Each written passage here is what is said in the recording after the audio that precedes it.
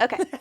So we have to start with the flag because Always. she's gorgeous. Also, this is a state topic, so of course. Yep. So the flag consists of a blue field with a white palmetto tree and a white crescent moon in the corner. It is actually quite lovely. It's in its simplicity. It's classy. Mm-hmm.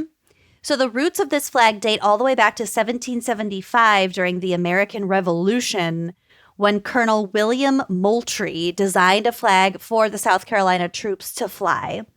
His design had the blue of the militia's uniform and the crescent taken from their cap insignia. And it's my impression that originally the cap had a flag where like the points of the crescent were facing directly up. So it was more like a U shape. Okay. And it wasn't until later that it was kind of tilted at an angle. Okay, to be more like a moon. Yeah. I think it was, yeah. So it was this flag, the Moultrie flag, which is different. There's a picture of the Moultrie flag on the drive. Yeah. I actually have a few different versions because I will be getting to a few different versions. The Moultrie flag is just a logo. It's a logo, yeah. It's a logo in the corner of a big blue piece of fabric. Well, it was 1775, you know. Yeah, get more creative. This is shockingly millennial coded.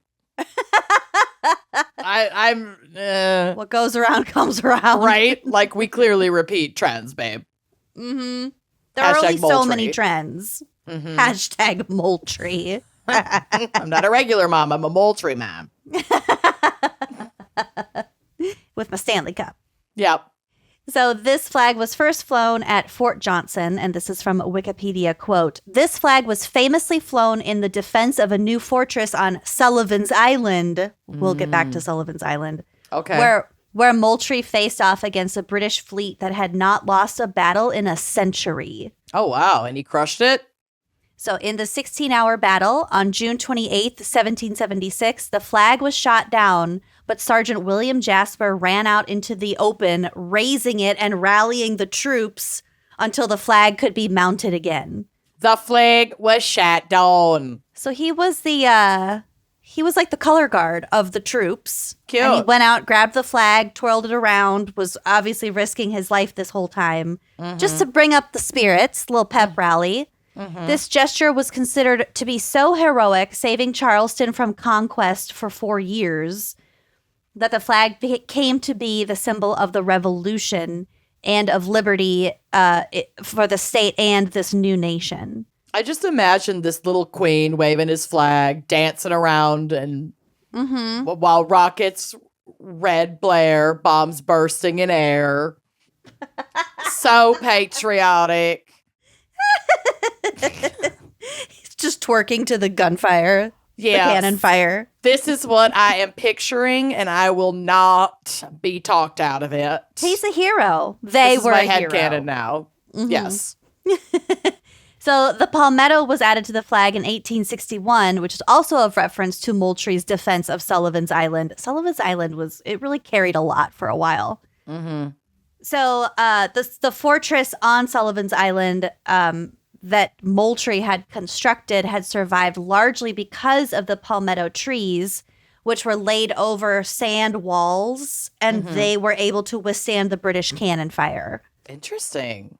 So the trees saved the fortress and helped contribute to their, albeit temporary, defeat of the British.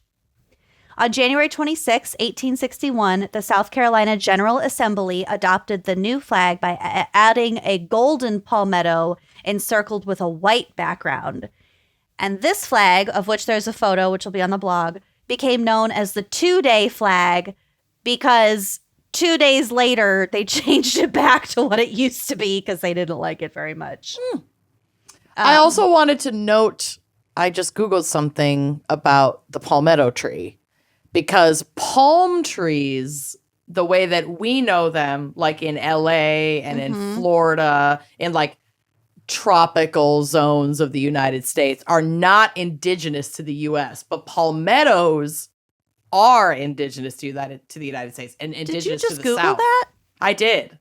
Oh, good for you. Because I was curious because I knew that like the palm trees we're used to seeing when we go to LA are like are not from here. Okay. So I was like, when you were talking about this being on the flag and that being so long ago, I was like, well, shit, I thought palm trees weren't indigenous to the States. And they're not. But this is a palmetto. They're also known as swamp cabbage, which I'm obsessed with.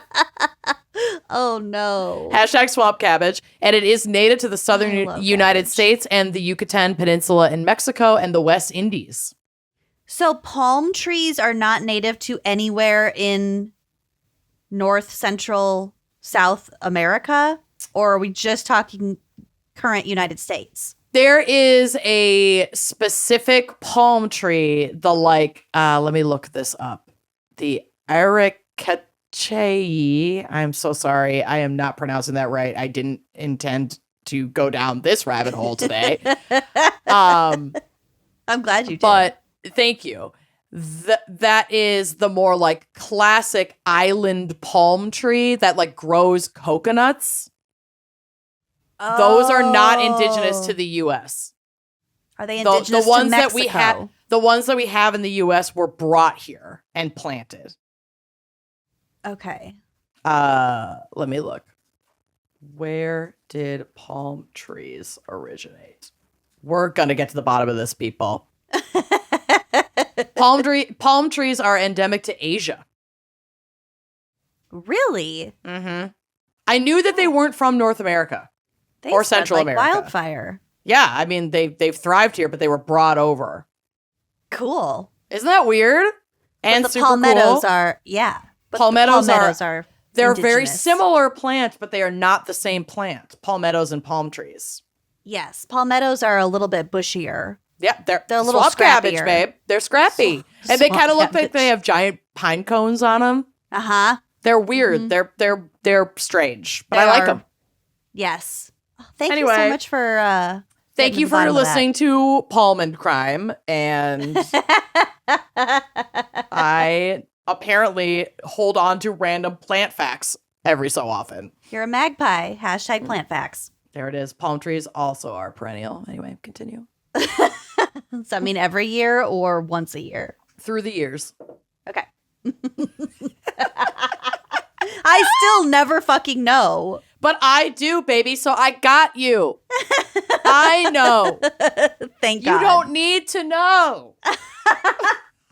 Next time I'm at like the plant nursery, I'm gonna just call you and be like, No, the what's annual gonna meeting?" fucking happen is you're gonna get on like Who Wants to Be a Millionaire.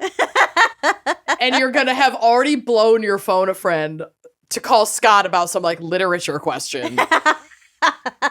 And You're not you'll be wrong. out of lifelines and you'll get a question that has to do with annual versus perennial and you will freak out and I'll be at home screaming at the TV And I'll hear you. and you'll hear me and then you'll win and then we'll share the winnings. Most of that Okay. fantasy. Okay. Okay. This flag was also a symbol of the secessionist movement for a while, making it one of the first of the Confederate flags. There were a series of Confederate flags. Yep. So They're always. there's a version of this Confederate flag that's like a love child between the blue palmetto flag and the Confederate flag that we know today. Yeah. It's really gross. You can look at it. It is not. It's too busy. It's not well it's done. really busy. Well, I sure hope you liked that clip. If you did like that clip, make sure you are subscribing to our YouTube channel, leaving us a nice review, and joining us on Patreon for even more video content, audio content, salacious content all around. Come join us. Treat yourself.